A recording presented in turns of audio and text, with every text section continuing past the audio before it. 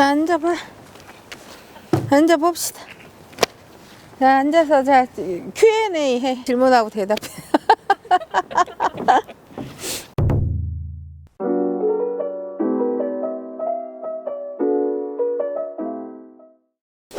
우리 PD님들이 불인이잖아. 그러니까 불인이 입장에서 유튜브 시청자들을 대변해서 초보자의 마음으로 한번 질문해 보세요.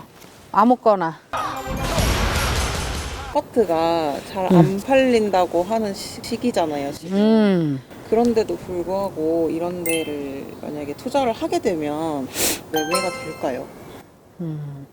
그거에 대해서는 사실 지금 시기로 말하기는 되게 곤란해요. 지금은 사실 여기 지역뿐만이 아니라 전체적으로 지금 그러고 있으니까 전국적으로.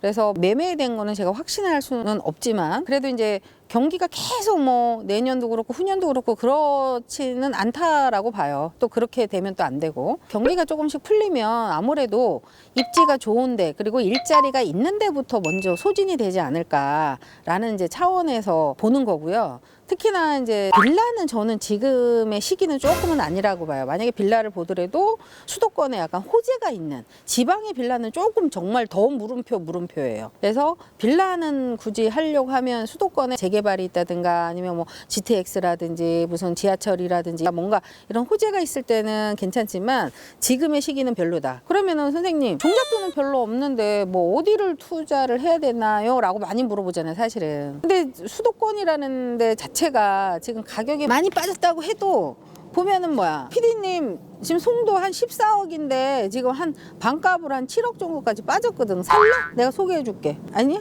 왜 안 사? 지금 반값까지 떨어졌는데. 너무 비싸요. 그러니까 사실 돈이 있으면 그런 거 잡아놓으면 실거주 투자나 아니면 뭐 투자의 목적으로도 잡아놓으면 좋은데 현실적으로는 돈이 없는 사람들이 많이 있다라고 보죠. 물론 있는 사람도 있겠지만.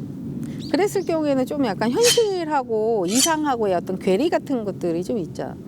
그래서 이제 저는 지방에도 우리 여기 지방 내려왔지만 사람 살아요, 안 살아요? 많이 다니시는 것 같아요. 그죠? 그래서 지방에도 사람은 살아. 부자도 살고 다 섞여 살아. 근데 거기서 이제 포인트는 그래도 일자리가 있는지, 지방이라도 일자리가 그래도 있는지 없는지를 보고 내려오는 게 낫겠죠. 그러면 투자금도 수도권이나 서울 3분의 1 이하 수준으로도 내가 투자할 수도 있다 이거죠. 그래도 우리가 희망 회로를 좀 돌리려고 하면 좀 가능성 있는 물건을 찾아야지. 뭐 피디님도 뭐 송도 가든지 강남 가든지 뭐 어디 다 좋은 거 알지 않아? 그러니까. 선생님, 그러면 제가 초보자로서 계속 가장 고민이 됐던 부분이 확신을 어떻게 가져야 되는지에 대한 부분이었던 것 같아요. 뭔가 이런 아파트를 봤을 때 수익을 낼 수 있을 것 같기도 한데 그렇다고 해서 들어갔다가 손해를 보면 어떡하지? 이런 불안감이 굉장히 많이 있거든요. 선생님은 어떻게 확신의 마음을 가지고 스스로를 믿을 수 있으셨는지. 사실 그 질문이 초보자를 제일 많이 하는 질문 중에 하나예요. 근데 거꾸로 손해를 왜 볼 것 같아요? 만약 경매로 낙찰을 받았어. 유튜브를 보고 하든 뭐 책을 보고 하든 뭘 하든 낙찰을 받았어요. 그럼 피디님은 왜 불안하다라는 생각은 왜 하는 거예요, 거꾸로? 뭔가 초보자라서 놓친 부분들이 있지 않을까? 이런 불안감이 좀 있는 것 같아요. 그러면 지금의 이야기는 내가 초보자라서 혹시 잘못 체크해서 가격 조사를 조금 잘못해서 조금 높게 낙찰을 받았다라는 형태로 이야기를 하는 거거든요. 그러면 그거는 공부를 잘못한 거지. 왜냐면 우리가 경매로 산다라는 건 시세보다 싸게 살려고 경매로 사는 거거든요. 근데 지금 이제 질문은 그럼에도 불구하고 손해를 보면 어떡하죠? 이거잖아요. 그거는 결국은 시세 조사를 못했다는 얘기야. 그러면 그거는 공부를 아주 그 기초적인 공부가 덜 됐다는 거고 그 조사한 내 자신을 아직 못 믿었기 때문에 그거를 못하는 거예요. 그래서 기본적으로는 실제 낙찰을 받았을 때는 손해볼 일은 거의 사실은 없다고 봅니다. 거의 없어요. 특히나 요즘 같은 시기에 그 엑시트를 어떻게 할 것인가가 이제 조금 고민이 되는 거는 확실히 맞긴 하지만 그래서 이제 우리가 이렇게 조사를 다닐 때 보면 단순히 그냥 아파트 이렇게 보러 다니는 게 아니라 주변의 일자리, 그다음에 사람들의 인프라, 레벨 수준 정도, 주변의 학교 이런 것들을 수요와 공급의 다 원칙들을 다 토탈해서 이 조사를 하는 거거든요. 그런 것들이 이제 계속 임장을 다니고 내가 현장에 가서 쳐다보면 어떤 데는 많이 다녔는데 얘가 좀 더 예쁜 애가 있고 걔는 조금 저번에 갔던 데보다는 좀 별로다. 이게 생긴단 말이야. 그게 결국은 자기한테 이제 확신이 조금 이렇게 쌓이기 시작하는 거거든요. 그러면 이제 실천력이 조금 더 생기겠죠. 지금은 초보자들은 뭐야, 돈이 있어도 불안해서 지금 못해. 뭐 법원에 안 간다니까요. 낙찰될까봐 무서워서 안 가. 물어보면 낙찰될까봐 무섭대요. 그러니까. 그럼 선생님 하나 궁금한 게 있습니다. 이제 처음으로 부동산을 투자하고 싶은 젊은 친구들 같은 경우에는 보통 얼마 정도 모으면 투자를 할 수 있다고 생각을 하세요? 우리 지금 PD님이 20대잖아요, 아직은. 네. 예. PD님은 한 어느 정도 투자를 할 수 있을까에 대한 평균치? 그건 얼마 정도 돼요? 한 1,000만 원? 1,000만 원 정도는 내가 한번 투자해 볼 만하겠다. 20대 PD님의 1,000만 원은 내가 딱 듣는 순간 저 주식으로 이 부동산을 보나? 이렇게 들렸거든요.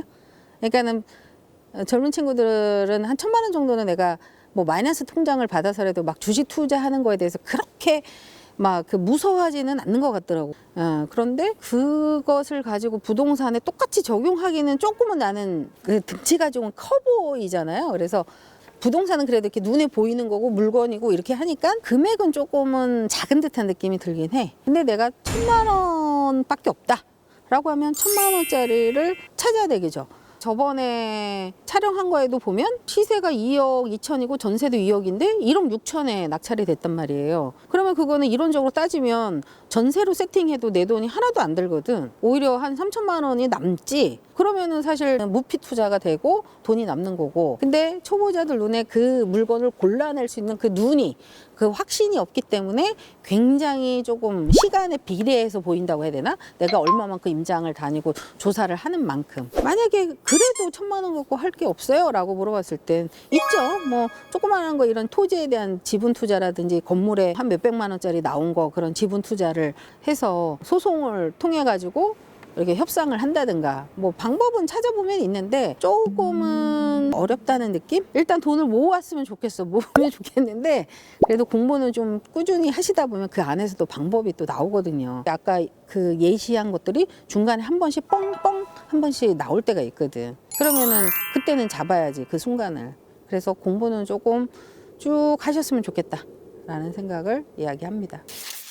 그럼 기회가 왔을 때 한번 도전해보는 걸 추천하시는 편이신가요? 그렇죠. 왜냐면 지금은 내가 이렇게 설명을 해도 몇 번 임장 다닌다고 확신이 안 생긴다고 그랬잖아요. 그건 시간에 약간 비례해서 내 경험치에 비례해서 생기는 거라. 그래서 사실은 지금 당장 기회가 왔다고 해도 본인은 모른다. 저는 아는데 본인은 모른다고. 근데 그거를 계속 좀 연습을 하고 있는 사이에 그런 기회가 포착이 됐었을 때 이제 나도 느낌이 왔어. 그랬었을 때는 본인이 이제 결정을 하겠죠. 이제는 멈추면 안 되겠다. 멈칫하면 안 되겠다. 이 판단을 이제 본인이 하시는 거죠. 그래서 하여튼 그래서 임장 조금 춥고 뭐 이렇게 해도 돌아다니는 만큼 자기한테 오는 확신이고 내공이니까 좀 많이 다니세요. 저는 뭐 하여튼 수도권만 옛날 초보 시절에 거의 한 2,000군데 이상 다녔어요. 자, 합시다. 이렇게 찍으면서도 계속 내가 얘기를 하지만 물음표에 대한 의문을 던지잖아. 그러니까 그런 형태로 계속 물어보면 좋지.